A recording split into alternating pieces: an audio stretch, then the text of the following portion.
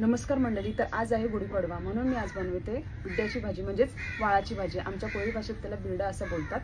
आणि बटाट्याची उसळ, वरण भात, पुरणपोळी, वांग्याचे काप असं गोड जेवण मी आज बनवत आहे. गुढीपाडव्याचा सण आता उभारा रे गुढी, नव्या वर्षाच दिन सोडा मनातली आढी. गेलं साली गेली आढी, आता पाडवा पाडवा तुम्ही